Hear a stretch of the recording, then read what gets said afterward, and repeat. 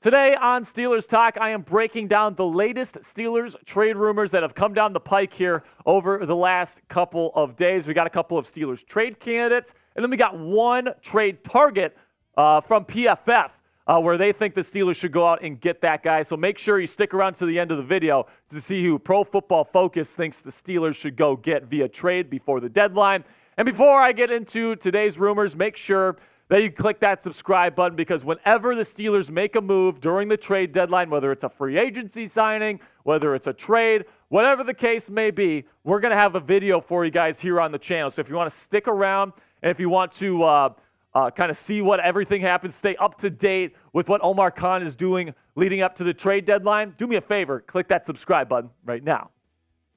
So the first trade rumor surrounds our number one running back here for the Pittsburgh Steelers, Najee Harris, and he's been named by a number of outlets as a potential trade candidate here for the Steelers. This is year 3 for Najee. He hasn't had particularly great stats throughout his career and in 2023. If the season ended today, I think it would be pretty much unequivocal that the Steelers would not pick up his fifth-year option. They just wouldn't, all right? So because of that, I'm open to trading Najee Harris. Now, I'm not saying that he is the problem of this offense, right? I'm not saying that I'm going to get rid of him for a conditional 7th-round pick or something like that. No, I'm going to get the price that I want for him, but I am open to trading Najee because, let's be completely frank, throughout his career, he has been a disappointment being a first-round pick. That yards per carry, 3.9, that is dead last among number one running backs in this league since he was drafted. That is abysmal. Yards per game, 63.6. You can expect him to score a touchdown in about 1 in every 3 games throughout his career.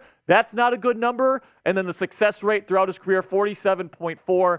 It was better his first 2 seasons than it is this year. And this year, man, it's not been looking great for Najee. Let's just call it what it is here. 3.9 yards per carry. I guess that's higher than his career average.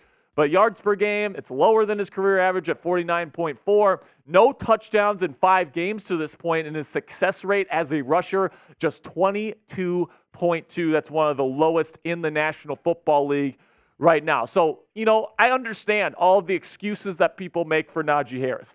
It's hard for a running back to succeed with bad offensive line play, and the Steelers' offensive line has been a problem ever since Najee was drafted. That is perfectly granted. But this is a results-based business, people, and he hasn't lived up to that production that we were expecting to see from him being a first-round pick. And like I said just a couple of seconds ago, if the season ended today, you had that option to pick up that 5th-year option or not, there is no way you're picking up that 5th-year option, in my opinion.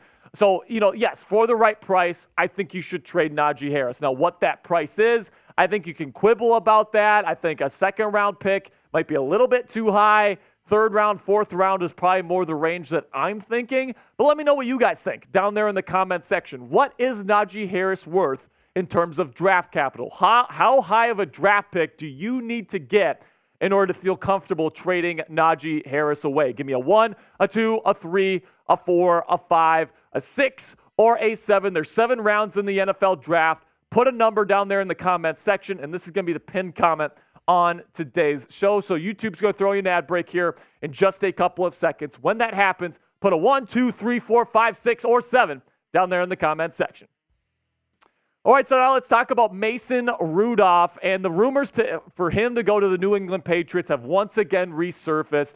And listen, if Omar Khan is able to pull this off, if Bill Belichick is a big enough sucker to take the Steelers' 3rd-string quarterback and make him his starter there in New England, that'd be one of the best moves that Omar Khan has ever pulled off. And he completely fleeced Ryan Poles of the Chicago Bears last year, getting a 2nd-round pick for Chase Claypool. Okay, so, at the end of the day, Omar Khan, I think, is one of the best GMs in football. If anybody's going to be able to do it, it's him. But I just really don't see anybody biting on Mason Rudolph. Okay, you can like Rudolph as a backup quarterback. I think he's fine as a backup. But are people really trading that much in terms of draft capital in order to get backup quarterbacks? I really don't think so, especially in the middle of the season. He'd have to learn a whole new offense.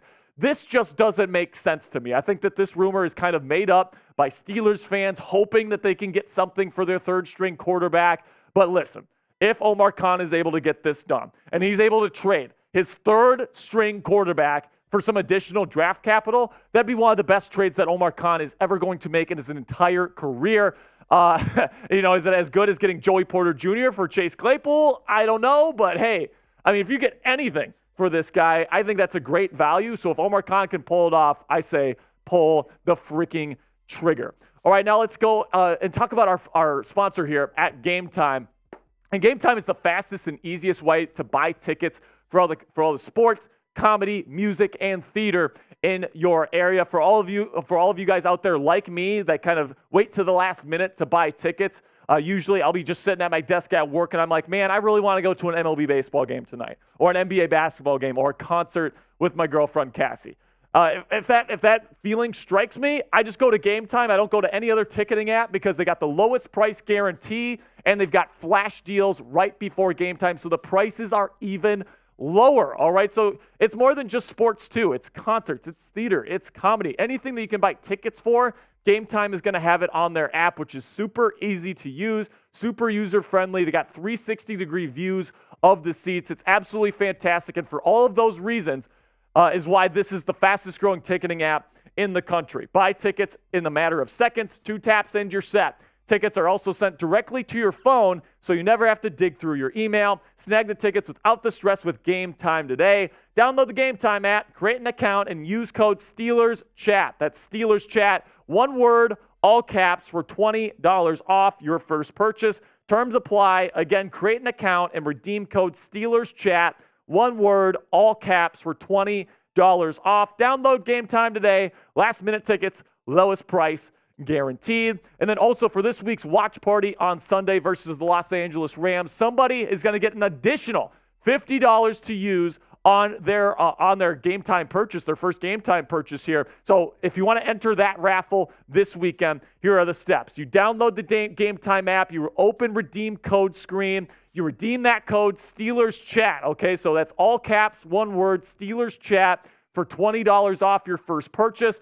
And then you screenshot that to me at Jack_Sperry on Twitter, at SpareDog.football on Instagram, and you'll be entered to win this raffle. Thank you so much to Gametime for sponsoring today's video. Again, you got to make sure you send that screenshot to me on Twitter or X at Jack_Sperry, on Instagram at SpareDog.football, or you could even email me, jsperry132@gmail.com. All right, so now let's talk about a Tennessee Titans cornerback that the Steelers were very interested in the 2020 NFL draft, or at least reportedly they were. And he's been a trade target for a favorite trade target for all these publications for literally years at this point. Of course, I'm talking about Kristian Fulton, and PFF's Brad Spielberger has suggested that the Steelers go out and get Fulton before the NFL trade deadline to try to bolster their cornerback room here as they go down the stretch of the 2023 NFL season. Fulton is somebody, second-round pick by the Titans back in 2020. He fell a little bit. Originally was supposed to be potentially a top 20 pick in the NFL draft. Ends up falling to the second round. And he's never been like a high-level performer in this league, guys. Just a 45.1 Pro Football Focus grade. That's one of the bottom 20 among corners in the NFL so far this year. And he's slated to be a free agent in 2024 as well. Now, what Pro Football Focus suggests as the trade compensation here is that the Steelers would get Kristian Fulton in exchange for a 5th-round pick. Now, I think this is a bit too high. Now, Kristian Fulton is kind of a replacement level, lower level starting corner. So maybe the compensation is fine, but I'm not really looking to get a replacement level, low-level corner to bring in here. I'm just not, especially because it's probably going to be a 1-year rental. He's going to be looking for a contract come next offseason. And I just don't love this idea personally, guys. I think that Kristian Fulton, he's a fine player. I guess he's okay. But right now, if the Steelers are going to make a move, I think they need to get a bona fide starter at the position. Right now, you got Patrick Peterson, Levi Wallace, and Chandon Sullivan as your starters. I personally think Joey Porter Jr. should be given the shot to start over Levi Wallace, or, maybe you shift things around. You put Patrick Peterson in the slot. If you can add a guy like a Patrick Surtain or a Jalen Johnson, somebody that could actually be a really, really solid option for the future, and you feel really confident in that, I would much rather pay a higher price to get one of those guys than a lower price to get kind of a nothing burger, in my opinion, in Kristian Fulton. Of course, the Steelers liked Fulton when he was coming out of LSU. They visited with him. They talked with him quite a bit, all those different things. But I just don't think that this is a great idea for the Pittsburgh Steelers. But you guys can let me know if you agree or disagree with Brad Spielberger's take here. Would you accept this trade? If the Titans offered you Kristian Fulton for a 5th-round pick, are you taking it? If you're Omar Khan, type A for accept, or D if you're going to decline.